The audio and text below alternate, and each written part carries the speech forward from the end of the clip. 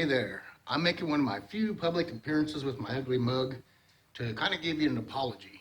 Not really an apology, I've always asserted that magnetism was a singular linear acceleration of the dielectric into mass.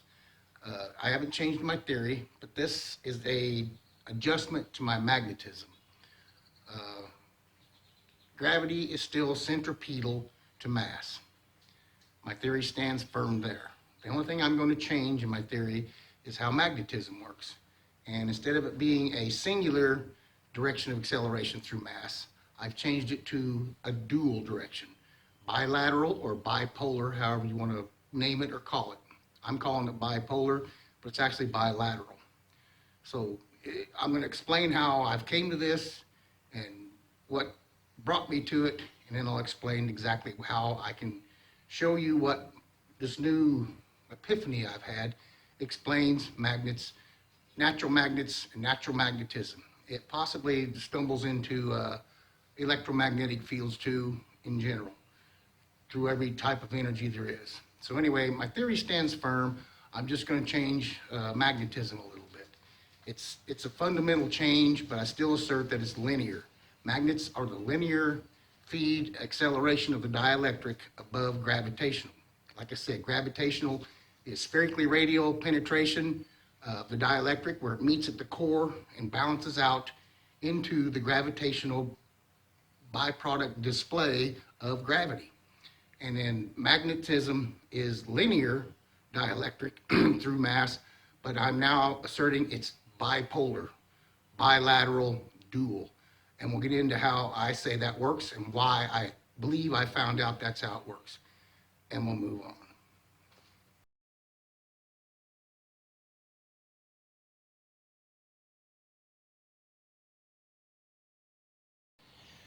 Okay, you can see here I've got a couple of steel balls.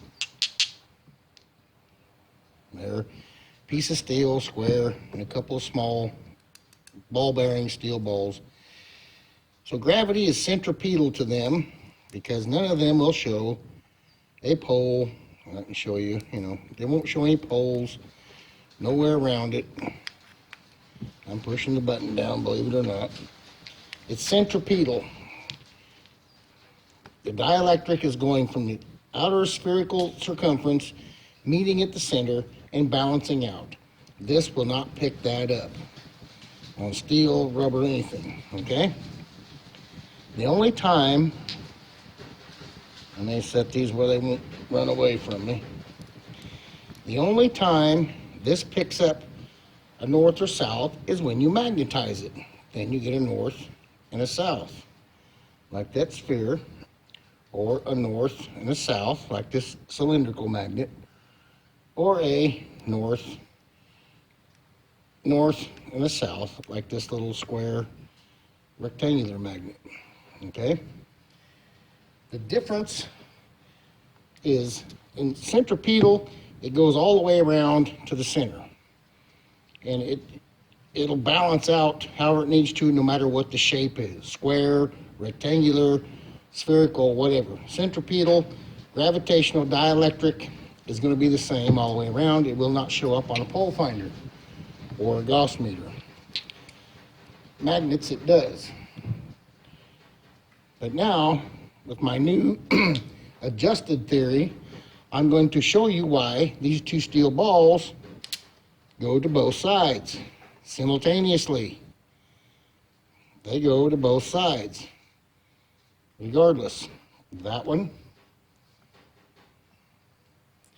and I'll use the bigger ones for this one, or that one, and it's always to the side. You can't do it in the middle. I'm going to show you why that doesn't work in the middle. It either goes to this side or that side. Always to the pole. Always to the poles. And I'm going to explain that too here before shortly. And this one will be the same way, right to the poles. Can't put it in the middle. It wants to go to the pole. To that pole or to that pole.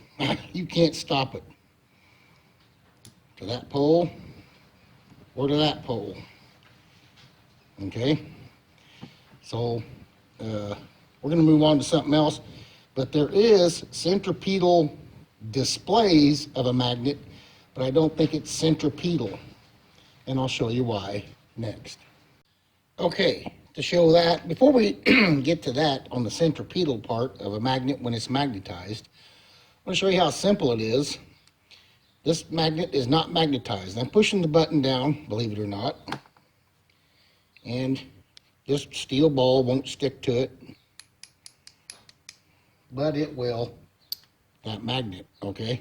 So it's just a steel ball and a piece of steel. Now I can magnetize it on here, and since this is AC current going through a coil, it's either going to rotate the magnetic field in one direction coming out of the south and into the north, or it'll rotate the magnetic field the other direction going out of the north into the south. It goes back and forth 60 times a second. I don't know which way I'm going to catch it when I let off the switch, but I'm going to show you I can magnetize this real quick. Watch. 1, 2, 3, buzz. It's magnetized. Shows a north and a south, and they're backwards because I caught it wrong. But it don't matter because that will stick to it now. Okay? So it's no longer centripetal along this length. It is magnetized. And I'll demagnetize it. Hopefully I can catch it the other way.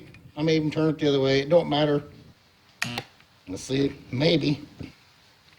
Yep, south and north. They're right now, color coded, which it doesn't matter. It's just the color coding tells you which way this thing says it's, which direction of rotation the poles have.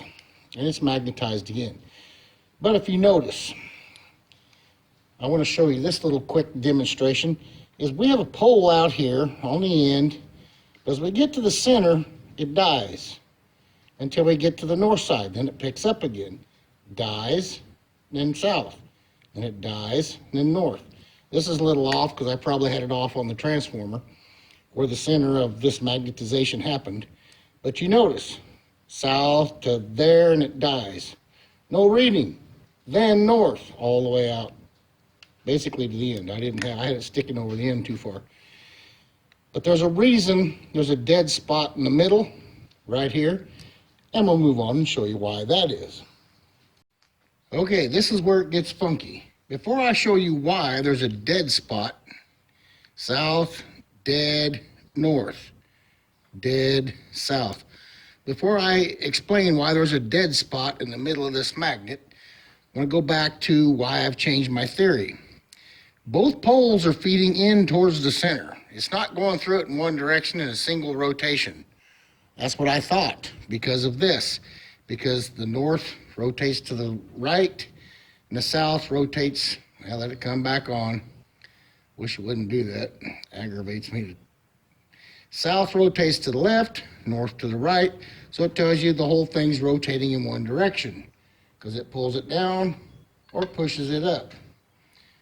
So with the whole thing, like this wheel, the south rotates that way, turn it this way, it's rotating towards us in the front, up in the back. This way, it's rotating to the left, and this way, it's rotating up in the front and down in the back, down in the back.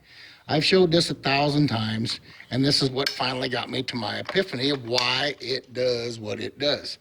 So you see the wheel, I'm going to move it a little bit. I just showed you that the magnet rotates basically in one direction as you look at the magnet. But what I found out is feeding from both poles towards the center. And before I show you why there's a dead spot in the center and why it rotates all in one direction, even though it's feeding in from opposite ends, we have to do a couple other things. Is when you look at this end at the north, I thought it was rotating through the magnet going out the north, okay? And I thought it was coming in the south. So that meant it rotated the same direction all the way through it in one direction, all the way through it. I was wrong. What's happening? The south is rotating this way, coming towards us in a counterclockwise rotation, if you were, and the north is rotating in a clockwise direction. So when you flip them and look at either one, they're rotating in the same direction, okay? And that makes absolute perfect sense as far as direction of rotation. If you take a coil, and I will show you with coils, that doesn't seem to work out to why, if the magnet's sitting here in my hand, if they're both rotating in the same direction, why doesn't this thing just spin in my hand? If the ether is rotating in this way, that way, and in that way the same direction, because it's opposite ends, you have to catch up with this. If they're rotating in the same direction, why does this not spin? I'm going to show you that later. But to get to the dead spot in the middle is because the two directions of rotation counteract each other, and I'll show you why. So I had to go back to this to say it's not rotating all the way through it in one direction. That is rotating, if you look from the screen, this way towards us, okay? Over the top to the left towards us to the middle, and this way is rotating over the top to the right towards us. They're both coming towards each other. Get that in your minds. I couldn't get that in my mind, and I couldn't figure out why the magnet didn't spin in my hand if they're both rotating in the same direction. And there's a dual rotation. I'll get into that in just a minute. But that is the direction of rotation. Seems like it goes on through, but it does not. And we'll move on. Okay, we're going to use a cylindrical magnet for this. And here's our magnet. This is a kind of a crude animation, but here's our magnet, just sitting there like I had it in my hand. Now we're going to look at the magnetic fields. Here's the south and north, both rotating in the same direction. And what I'm saying now is they meet in the middle, feeding towards each other. So we're going to separate our magnet. I mean, normally you'd get two magnets, but we're just going to do this for purposes of this video. So now we've separated the north and south, okay? That's all we're doing here. It's still, you know, doing the same thing, we've just separated it. And now we've separated our magnetic fields. So there's a gap in the middle so we can kind of concentrate in there also. So we're going to look at the magnetic field from two different perspectives, outside the south, outside the north, and then inside the south and inside the north. So kind of get that in your mind real quick, and then we'll move on to doing that. Okay, first of all, we're going to look at the outside, looking at the magnet from the outside, looking towards the center, like we would even if we didn't separate it. Okay, so here we are looking at it, and it's rotating south around to the right, and the north is around to the left.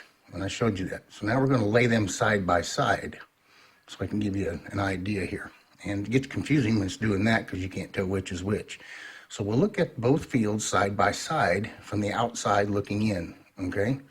We're going to look at them side by side. This is how they rotate. The south rotates to the right. The north rotates to the left if you were looking at from the TV screen towards the magnet at both ends at the same time, okay? Now, we're going to look at the other way. We're going to go on inside the magnet, and we're going to be back to back, kind of. It's almost like conjoined twins, if you see there. The north's looking at its field, and the south is looking at its field. But they're back to back because the fields are coming towards each other. So inside it, they look reversed. The south is now rotating counterclockwise, and the north is rotating clockwise. Okay?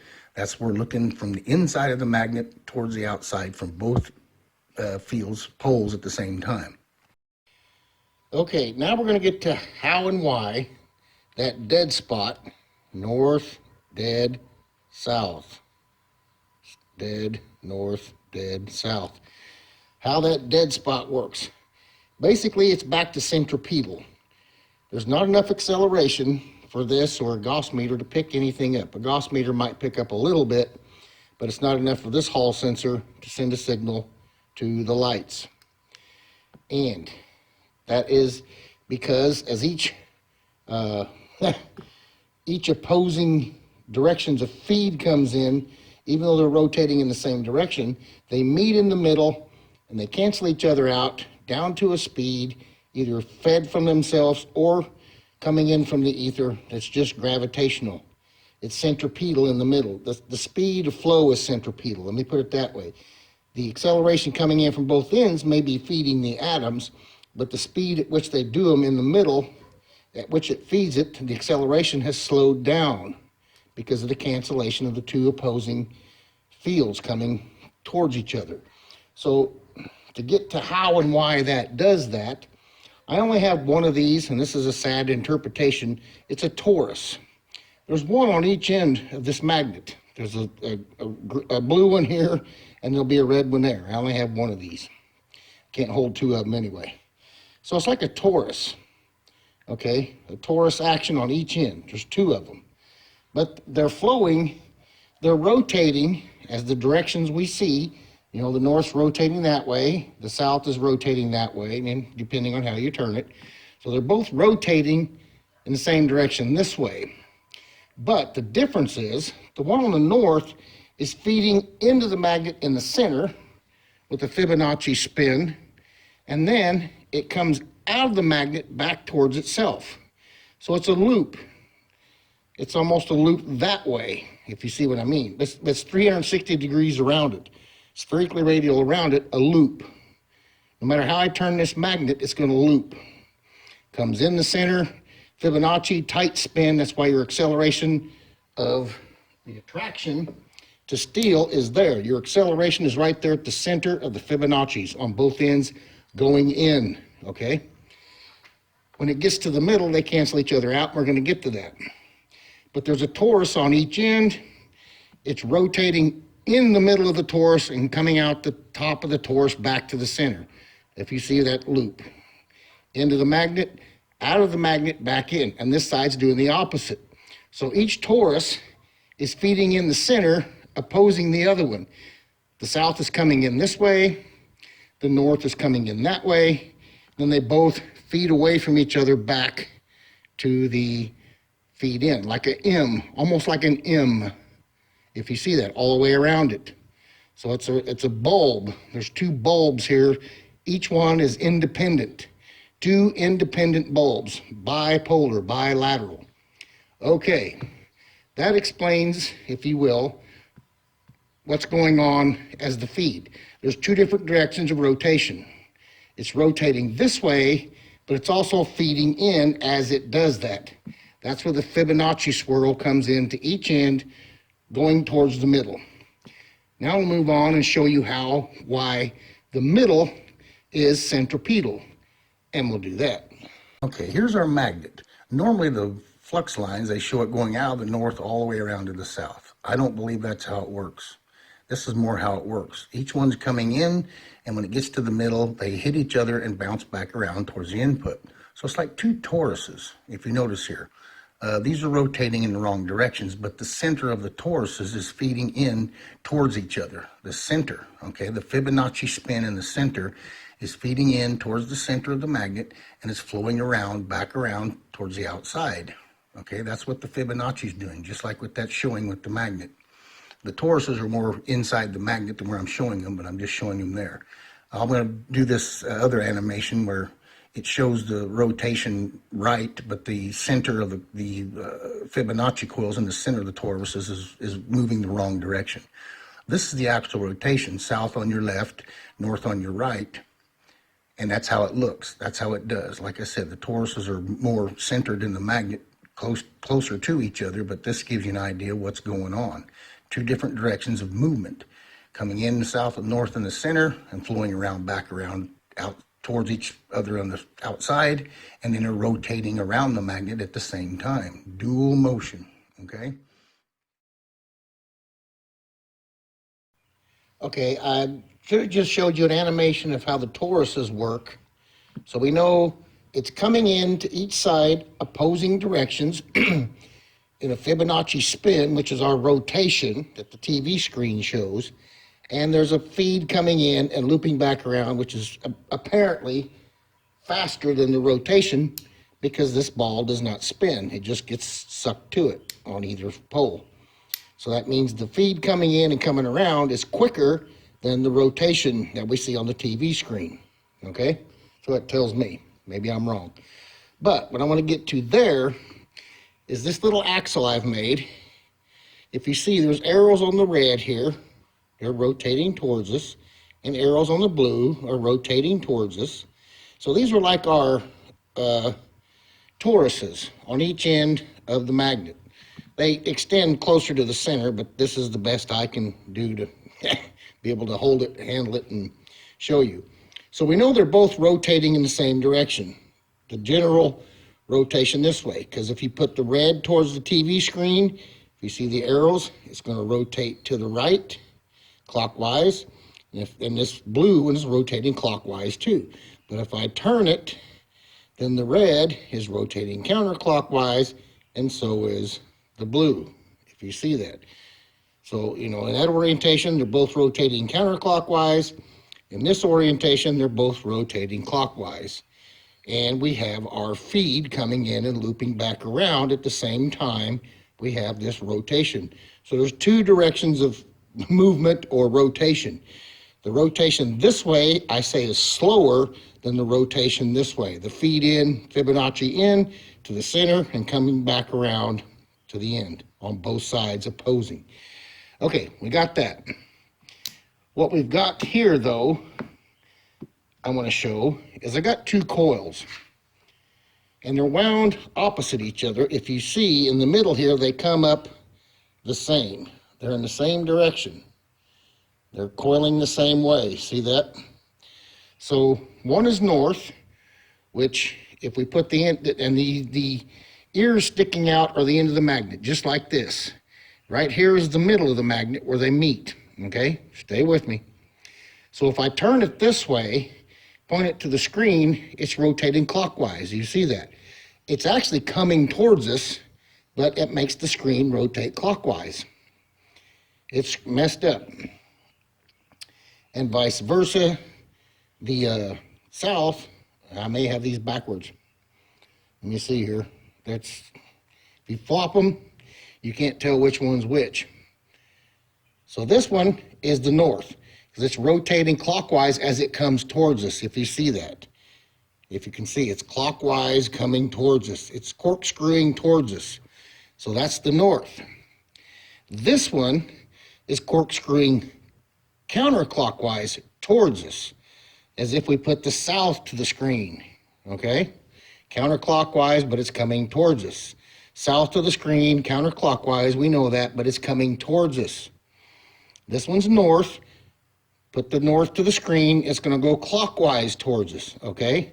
So these two are rotating towards each other, but that's why the screen shows opposite directions. So when it gets to the middle, they cancel each other out. It looks like they would both spin in the same direction, since they're both coming in like this, rolling over the top towards us, okay? That's what those coils are doing. But the reason when they meet, it doesn't just spin the magnet, make it roll along my hand, is because they're actually opposite. What you have to see here is the north half of the atoms, and I don't know which way to face these, are like they're conjoined twins in the middle. The north sides are facing out, and the south sides are facing out. So they're facing away from each other. You get me?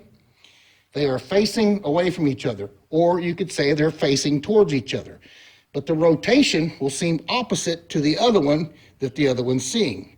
Now we're going to do another animation to show you what I mean by the directions of rotation of the magnetic field from what I just showed you. How each pole towards the TV screen is coming towards us in the rotation that the TV screen shows.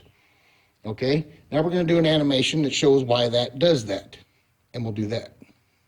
Okay, I'm going to run this again because it gives you more of an idea with the coils. So we're going to look at the ends of the magnet from the outside. So here they are side by side, and we're looking at him from the outside now. And we see the south rotating clockwise and the north rotating counterclockwise. Okay, we're looking from the TV screen at both ends at the same time. They're going away from us. Now we're going to look from inside the magnet where the coils or the magnetic field is coming towards us.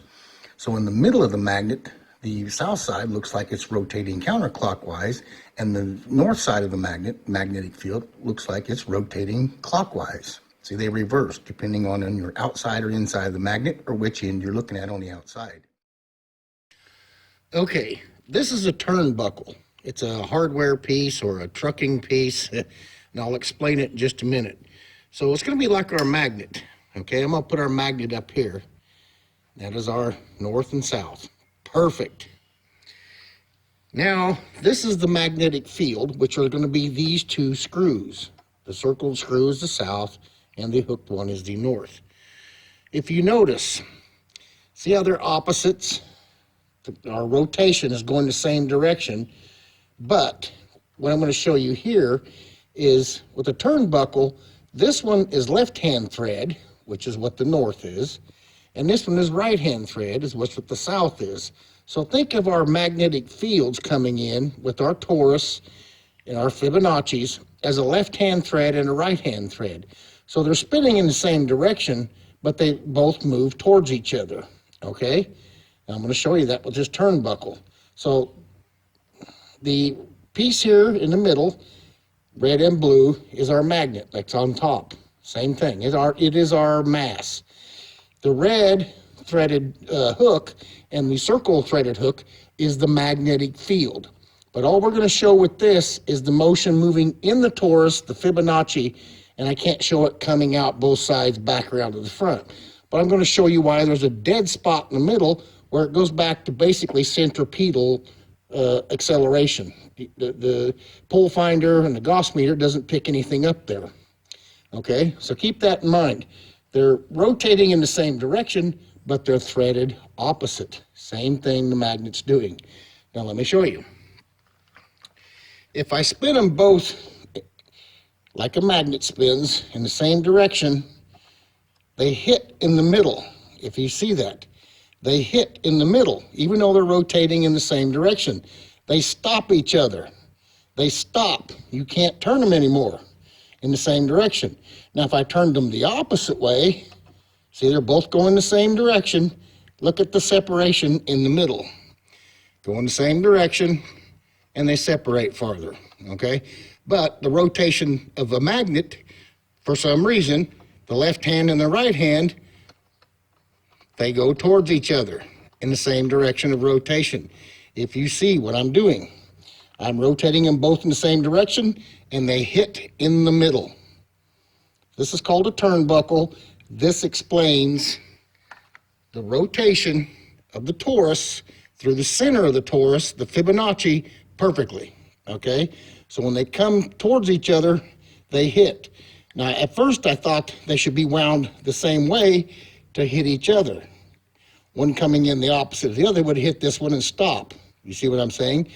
But since they're both going the same direction, but they basically have opposite threads, okay? That is because inside, the atoms of the north are either looking to the right and the atoms of the south are looking to the left, or vice versa. The atoms of the north may be looking towards the left, towards the south, and the atoms of the south may be looking towards the atoms of the north. Either way, they're going to hit each other. Either they're back to back in opposite directions, or they're face to face in opposite directions. Okay, now let's get to the point of proving why. That'll show a north, dead spot, and then south. If you see that, north, dead spot, south. From everything I've just showed you, I'm going to prove it more so. Okay, so we know there's a dead spot in the middle of this magnet. We know there's a torus on each end. We know that they're corkscrewing in the same direction, but one's threading in left-handed, one's threading in right-handed. There is no right-hand rule. The universe likes to balance. Centripetal to mass is a balance all the way around. There is no left and right. It's all centered. That's why it's centripetal. It's centered. This is not centered, so it has to oppose itself to center it, so this just doesn't roll away in space. I guess that's what the universe does. So I'm going to prove that. So we know that the dead spot is very slight, right? All right, let me get my button on. Stops there and starts there. So there's a dead spot in this magnet, according to the pole finder. And the Gauss meter shows it right in the middle. It goes to 0. It'll be negative and then positive, but it goes to 0 right in the middle. That's where the acceleration slows down to a centripetal speed. It may not be centripetally coming in, the dielectric, It may just be that they canceled each other out to a centripetal speed of feed to the atoms, what they needed. Okay, enough of that. So let's put two of these together. We're going to add another magnet to that magnet. Now I want you to see what happens. Instead of having a north, and south, what we'll wind up with is a north and a big old dead spot, and it hit a little bit of north there because these aren't perfectly centered, but it dies for a long ways and then goes south. If you see that, I got a little north there. I can probably turn it and I get nothing. If you see that, if I turned it a little bit, I get nothing. North, nothing, and south. Nothing north, nothing south. You see how long that dead spot is?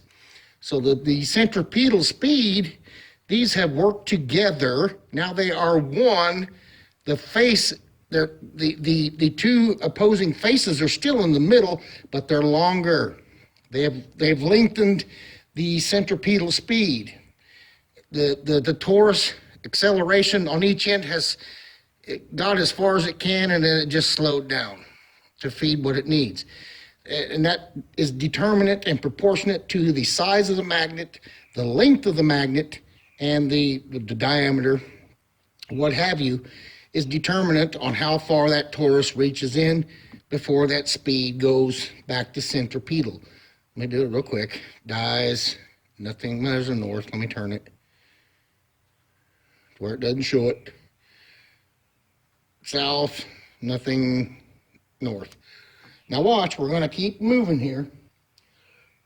I'm going to add another one, a third magnet. Guess you can see it. North, dies, south. So now this entire middle magnet is at a centripetal speed at which this picks up. In other words, I could be doing this steel ball, which is not magnetized, and it will show nothing because these two opposing directions have canceled this entire middle magnet out. It doesn't show anything. And there's a little bit at the cracks, and I'm going to show you that in a minute why. Give me a minute and I'll show you why.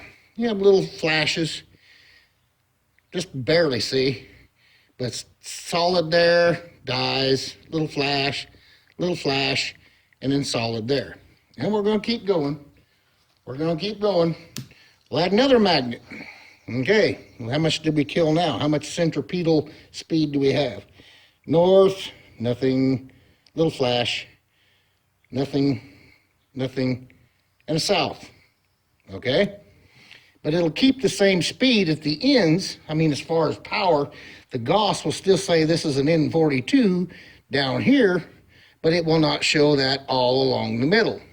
It's canceled itself out from that point to this point.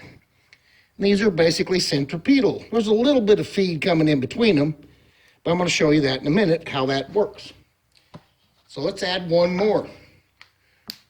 One more to it. 1, 2, 3, 4, 5.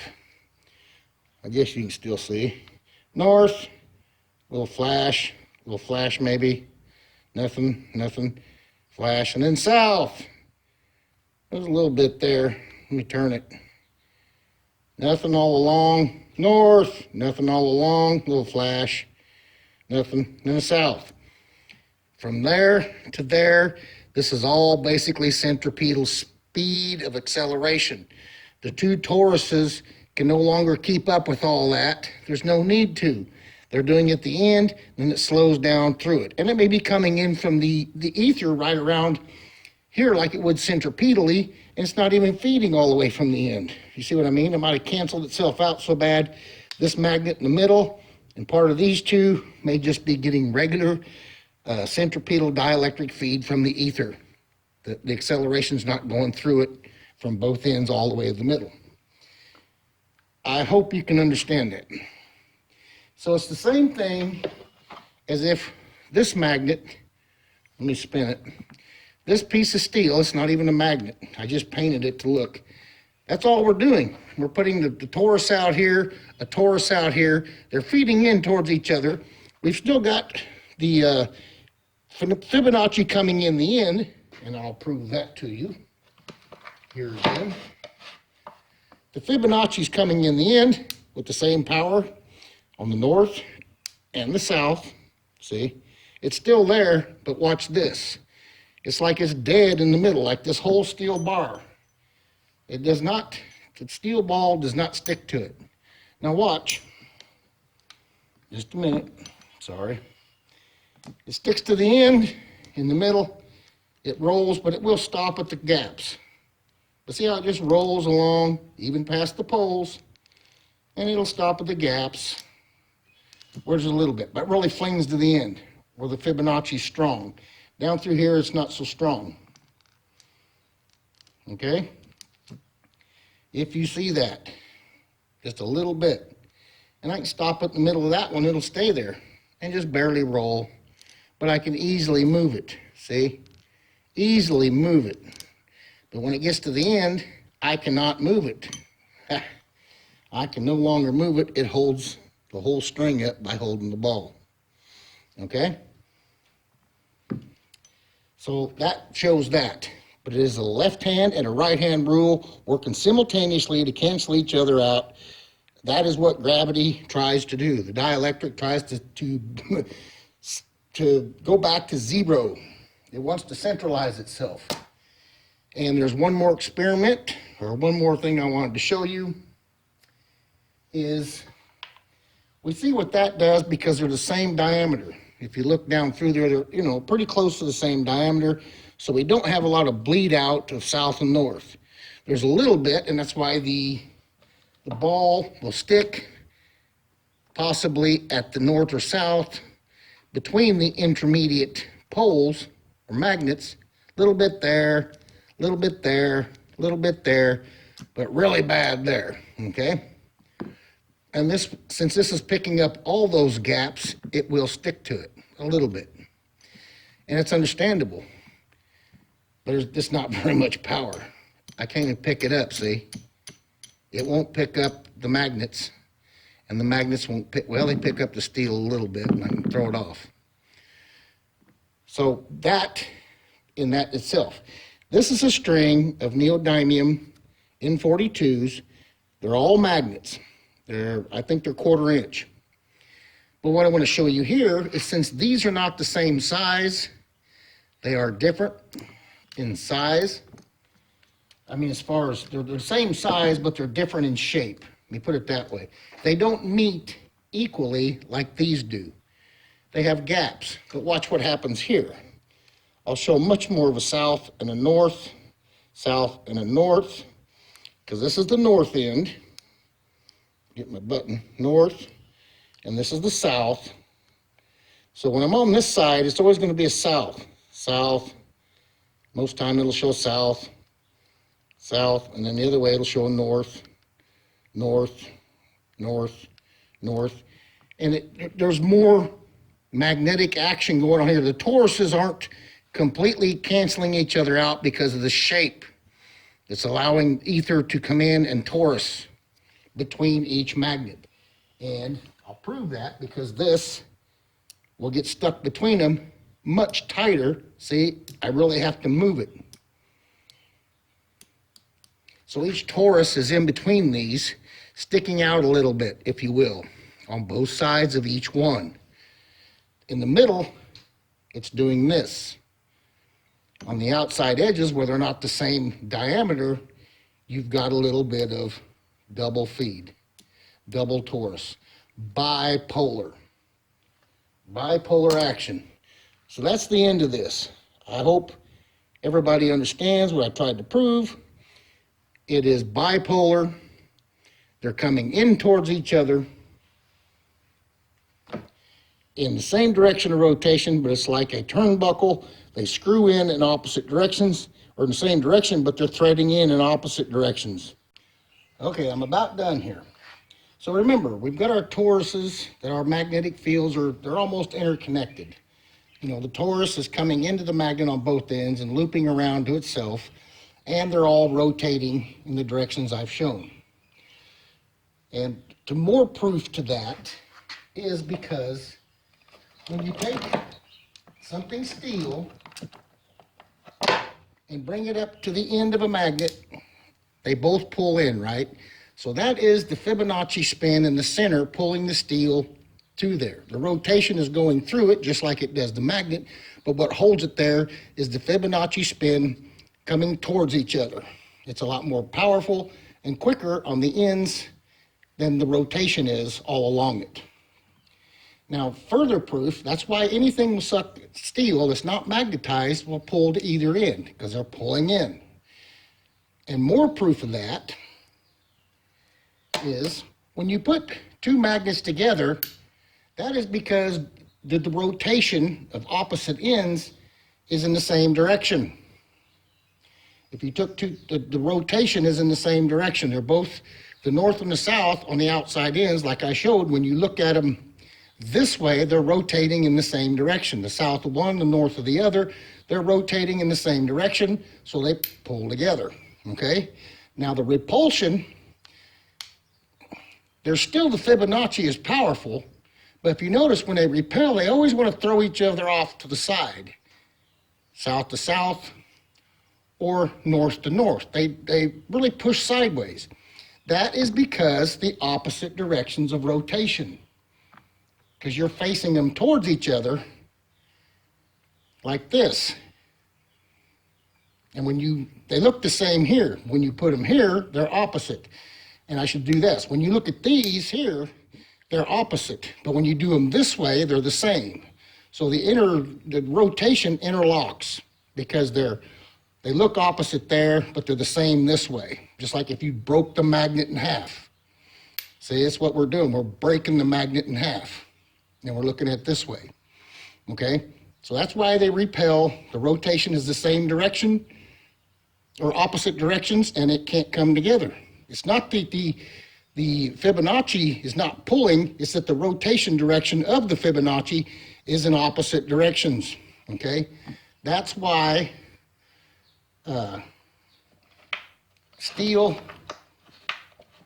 will stick to either end because it doesn't care about rotation. It conforms to the direction of rotation that this one's giving that one and this one's giving that one. It doesn't care. It follows suit. Magnet to magnet cannot follow suit. The only time they follow suit is in the same direction of rotation, and basically lengthens your magnet, and I showed you that. And I also showed you where you could break a magnet in half and look at the opposite directions of rotation, but when you put them together, they're the same, north to south. That's that. One more thing, and I'm done. Lastly, academia does not accept the fact that there is a dielectric out there, okay? They do not even acknowledge that. But my theory says the dielectric is what causes gravity. It is gravity. And like I said, gravity itself is the centripetal, spherically radial, centripetal penetration of mass where it meets at the core and balances out to a gravitational property of a mass. Okay?